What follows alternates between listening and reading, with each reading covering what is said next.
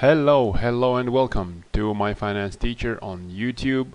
I hope you guys had a really great Christmas celebration and everything is perfectly fine within your families. I got a comment from one of the viewers asking about Bitcoin price, so let's talk about that.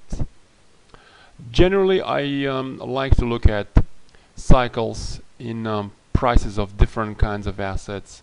And in Bitcoin, these price cycles last for usually about a couple of months. Cycles start with an advancing phase. They start at the bottom with an advancing phase, and then they finish with a declining phase with another bottom.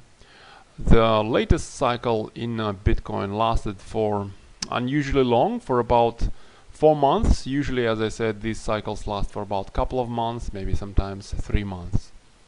Now I think that cycle has finished, and currently we are in an advancing phase of a new cycle. So I do expect Bitcoin price to continue rising for another at least couple of weeks, maybe several weeks, probably into mid to second half of January, since this cycle has started in middle of December. So I don't think Bitcoin is going to go anywhere far from where it is at the moment. I think there is a pretty strong resistance zone somewhere around between 5,500 and 6,000 based on several factors, based on this 6,000 price floor that Bitcoin has respected for a very long time, as well as both these 100-day and 200-day moving averages that are around that price range as well. So because Bitcoin is currently pretty far from 5,500, it's at the moment just under 4,000. I think by the time that Bitcoin attempts to reach those resistance zones, it will generally be sort of in the time band for a declining phase. That's why I don't think these resistance zones are going to be broken on the first attempt. So again, for that reason, even though I do expect higher prices over the next couple of weeks, maybe several weeks, I think that in a more medium term rather than short term, Bitcoin is still going to come down, probably all the way down to 3,700. That's one of the recent lows we had in the end of November. And actually, if that happens, that's going to give us some sort of a shoulder over here, head over here, another shoulder over here. That is an inverted head and shoulders formation with sort of an extended shoulder on the right hand side. And this sort of inverted head and shoulders formation might actually encourage some capital inflows into this asset, as potential investors see this formation as a positive sign for the future price of Bitcoin. That's one possibility, although there is another possibility as well going into the midterm, and that is a further decline of Bitcoin down to actually around 1,800 or so.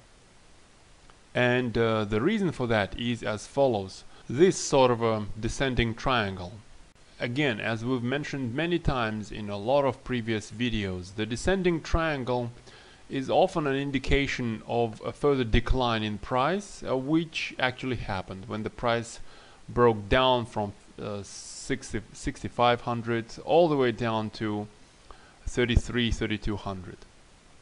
However, I think there might be a continuation of this downtrend, and here's the reason why. Usually, a measured move down from a descending triangle is a move that is similar in size to the height of the triangle. The top of the triangle is, well, let's say at about 20,000. The bottom is, let's say, at about 6,000.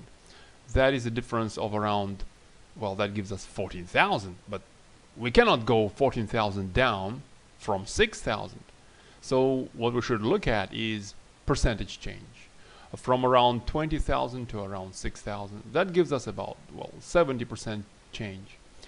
And a 70% decline from $6,000 would actually be a price range of around 1,800. Plus at 1800 there is a nice support zone based on this kind of significant low we saw in the middle of July. Support zone like this. So to sum up, in the very short term, I think Bitcoin is going to continue rising over the next couple to several weeks into the resistance zone, anywhere between $5,500 and $6,000. After that, I think we're going to see some sort of a decline in Bitcoin price. That might bottom at about 3,700. There might be some sort of a bounce which might or might not break through the resistance zone, and there is actually pretty good chance that Bitcoin will continue trending downwards and possibly into very low levels of 1800 or so.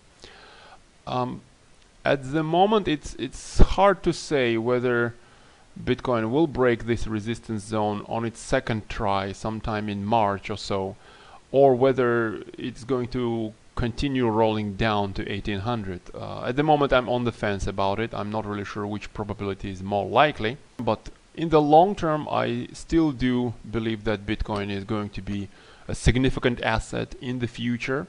I think Bitcoin is easily going to reach much higher price levels compared to where it is at the moment.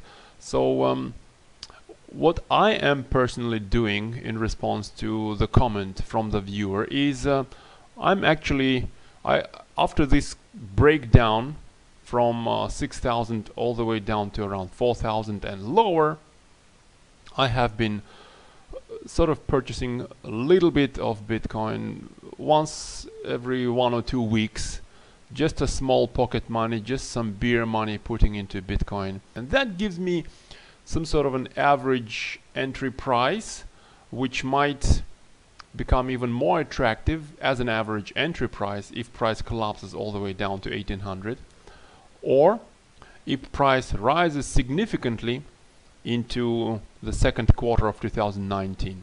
I would have some sort of an average entry price of around 4 to 5,000 for a very small amount of Bitcoin based on all the beer money that I'm putting into it.